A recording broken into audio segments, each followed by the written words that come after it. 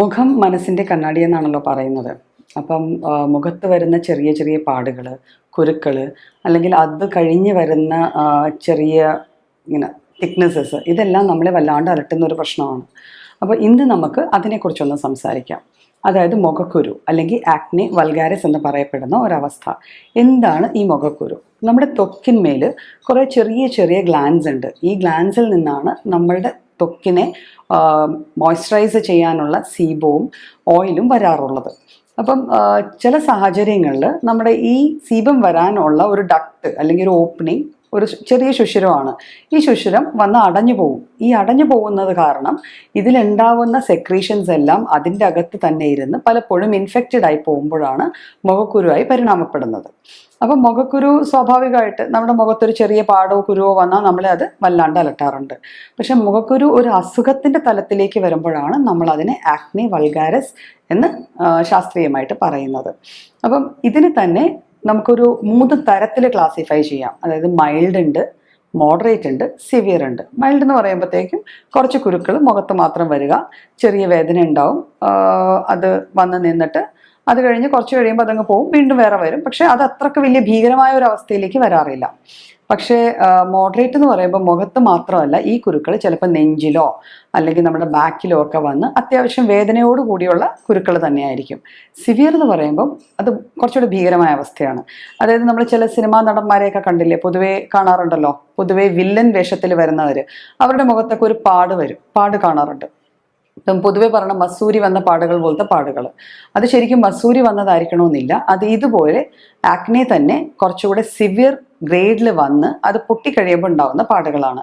അവിടെ അത്യാവശ്യം കുരുക്കൾ തടിപ്പുള്ളവയും നല്ല വേദനയോടുകൂടിയും പൊട്ടുമ്പം നല്ലതുപോലെ പഴുപ്പും രക്തവും ഒക്കെ ഒലിപ്പിക്കത്തക്ക രീതിയിലുള്ളതായിരിക്കും ആ വരുന്ന മുഖക്കുരുകൾ.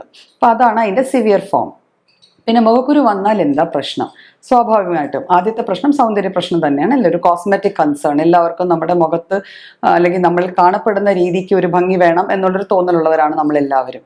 എന്നാലും ഇതിനുപരി വേറെ കുറച്ച് വേറെ റിസൾട്ട്സും കൂടെ ഉണ്ടാവാം. അതായത് എപ്പോഴും ഇങ്ങനെ മുഖക്കുരു വരുന്നത് കൊണ്ട് ഒരു ആങ്സൈറ്റി ഒരു വ്യക്തിയിൽ ഉണ്ടാവാം, കോൺഫിഡൻസ് കുറഞ്ഞു പോകാം, പലപ്പോഴും ഒരു ഡിപ്രഷനിൽ വരെ പലരും എത്തിച്ചേരാറുണ്ട് ഈ മുഖക്കുരു കാരണം തന്നെ.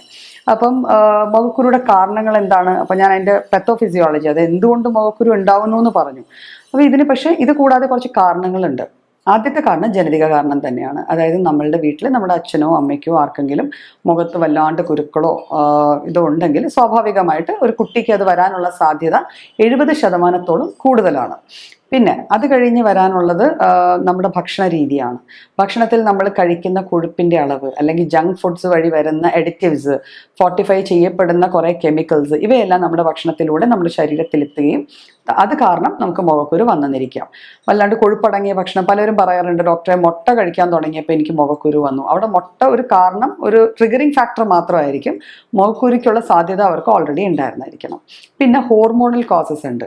അതായത് ചിലർക്ക് മാസമുറയോടുകൂടി ഒരു മുഖക്കുരു വരാം. PCOD ഉള്ള ആൾക്കാർക്ക് മുഖത്ത് നിറയും കുരുക്കൾ വരാം.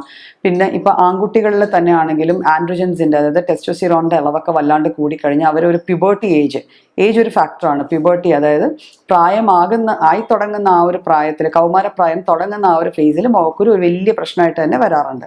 അപ്പോൾ ഇതൊക്കെയാണ് ജനറലി കാര്യങ്ങൾ. പിന്നെ ഇത് കൂടാതെ ചിലപ്പോൾ ഇൻഫെക്ഷൻസ് വഴിയും മുഖക്കുരു വരാറുണ്ട്. അതായത് ഒരു ക്യൂട്ടി ബാക്ടീരിയം എന്ന് പറഞ്ഞ ഒരു തരം ബാക്ടീരിയ ഉണ്ട്. ഇതിൻ്റെ ഇൻഫെക്ഷൻ വന്നു കഴിഞ്ഞാൽ നമ്മുടെ ക്യൂട്ടിക്കൽ എന്ന് വെച്ചാൽ സ്കിന്നിൻ്റെ ഔട്ടർ മോസ്റ്റ് ലെയർ, അപ്പോൾ ആ ലെയറിൽ ഇതുപോലത്തെ സിബം ബ്ലോക്ക്ഡ് ആയിട്ട് മുഖക്കുരുകൾ വരാറുണ്ട്. ഇവയെല്ലാം കൂടാതെ ചിലപ്പോൾ മെക്കാനിക്കൽ കോസസും മുഖക്കുരുക്ക് കാരണമാകാറുണ്ട്. ഇപ്പോഴത്തെ ഏറ്റവും വലിയൊരു മെക്കാനിക്കൽ കോസ് എന്ന് പറയുന്നത് നമ്മൾ മാസ്കിൻ്റെ നിത്യ ഉപയോഗമാണ്. അല്ലെങ്കിൽ അപ്പം മാസ്ക് നിത്യമായിട്ട് വെച്ച് കഴിയുമ്പോൾ അത് അവിടെ ഇരിക്കുന്നത് കൊണ്ടുണ്ടാകുന്ന ഒരു ഡിസ്ട്രെസ്സിൽ, ചിലപ്പോൾ ഒരു ഇറിറ്റേഷനിൽ അത് ഒരു മുഖക്കുരു വരാനുള്ള സാധ്യത കൂട്ടുന്നുണ്ട്. ഹെൽമെറ്റിൻ്റെ ഉപയോഗം, ബ്രേസസ്, ബാൻഡ്സ് ഒക്കെ നമ്മൾ യൂസ് ചെയ്യുമല്ലോ, അവയെല്ലാം പലപ്പോഴും മുഖക്കുരുവിലേക്ക് നയിക്കാറുണ്ട്. ഇത് കൂടാതെ ചില മരുന്നുകൾ ലൈക്ക് കോൺട്രസെപ്റ്റീവ് പിൽസിൻ്റെ യൂസ്, ലോങ് ടേം യൂസ്, പിന്നെ ബ്രോമൈഡ്സ്, അയഡൈഡ്സ്, നൈട്രേറ്റ്സ് അടങ്ങിയ ഫുഡ്, ഇതെല്ലാം കഴിച്ചു കഴിഞ്ഞാലും, ഇതെല്ലാം നമ്മൾ റെഗുലറായിട്ട് എടുക്കുവാണെങ്കിൽ അതിൽ നിന്നും പലപ്പോഴും നമുക്ക് മുഖക്കുരുകൾ വരാറുണ്ട്. എന്തൊക്കെയാണ് മുഖക്കുരു വന്നത്? അതിന് മുഖക്കുരു ആണ് എന്ന് പറയുന്നതിൻ്റെ ലക്ഷണങ്ങൾ. അതായത് ഒരു ദിവസം ഒരു കുരു വന്നു, അല്ലെങ്കിൽ 2 ദിവസം ഒരു കുരു നിന്നു എന്ന് പറഞ്ഞ് എനിക്ക് മുഖക്കുരു ആണ്, അല്ലെങ്കിൽ എനിക്ക് ആക്നെ ആണ്, എനിക്ക് അതിന് ട്രീറ്റ്മെൻറ്റ് വേണം എന്ന് പറയുന്നതിൽ കാര്യമില്ല. സ്വാഭാവികമായിട്ട് പല അവസ്ഥകളിലും നമ്മളുടെ മുഖത്ത് ഒന്നോ രണ്ടോ കുരുക്കൾ വന്നു പോകാം. പക്ഷേ ഇതൊരു നീണ്ട കാലയളവിൽ ഇതേപോലെ വന്നും പോയും നിൽക്കുകയോ അതോ കോൺസ്റ്റന്റ് ആയിട്ട് നിൽക്കുകയോ ചെയ്യുകയാണെങ്കിലാണ് നമ്മൾ ഇതിനെ ആക്നെ വൾഗാരിസ് എന്നുള്ള കാറ്റഗറിയിൽ ഡയഗ്നോസ് ചെയ്യുക തന്നെ ചെയ്യുന്നത്.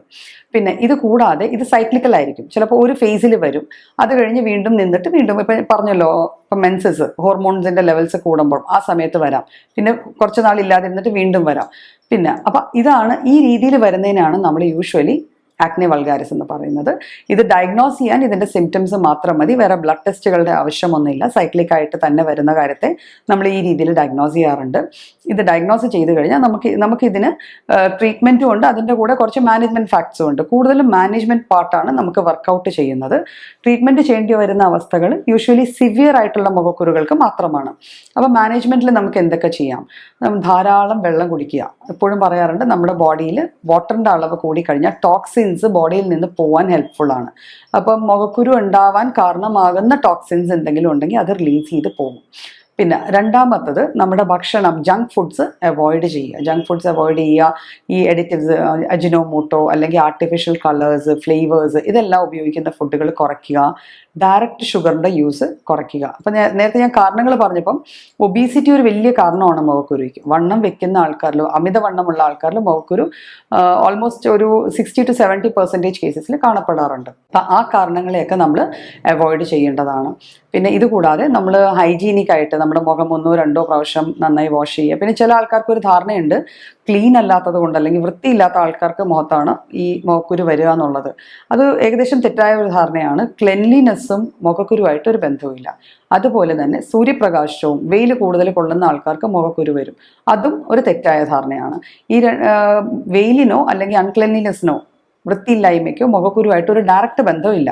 പക്ഷേ ഇൻഡയറക്ട്ലി ഇപ്പം മുഖക്കുരു വരുന്ന ഒരാൾ അവൻ്റെ സ്കിൻ പ്രോപ്പറായിട്ട് മെയിൻറ്റെയിൻ ചെയ്യുന്നില്ല, അതിൻ്റെ ഹെൽത്ത് ശ്രദ്ധിക്കുന്നില്ല, അവിടെ വൃത്തിയായിട്ട് സൂക്ഷിക്കുന്നില്ല എന്നുള്ളൊരവസ്ഥ വന്നു കഴിഞ്ഞാൽ സ്വാഭാവികമായിട്ട് അതിലൊരു സെക്കൻഡറി ഇൻഫെക്ഷൻ വരാം. സെക്കൻഡറി ഇൻഫെക്ഷൻ വന്നു കഴിയുമ്പോഴാണ് ഈ വൃത്തിയില്ലായ്മ ഇതിൻ്റെ ഒരു ഫാക്ടറായി മാറുന്നത്. അതുപോലെ തന്നെ സൂര്യപ്രകാശവും അമിതമായി സൂര്യപ്രകാശം കൊണ്ടു കഴിഞ്ഞാൽ മുഖക്കുരു വന്ന് പോയ ഭാഗങ്ങളിൽ നമ്മുടെ മെലനോസൈറ്റ്സ്, അത് നമ്മുടെ സ്കിന്നിന് കളർ കൊടുക്കുന്ന ആ ഒരു കോശത്തിൻ്റെ അളവ് കൂടും. വെയിൽ കൊള്ളും തോറും ആ മുഖക്കുരുകൾ പാടായി മാറാനുള്ള സാധ്യതയുണ്ട്. അപ്പോൾ അതുകൊണ്ടാണ് നമ്മൾ അമിതമായ വെയിൽ കൊള്ളുന്നതും അല്ലെങ്കിൽ വൃത്തിയില്ലായ്മയും മുഖക്കുരുവായിട്ട് റിലേറ്റ് ചെയ്യാൻ പറ്റുള്ളൂ. അല്ലാതെ അത് ആസ് സച്ച് ഒരു കാരണമാവാറില്ല.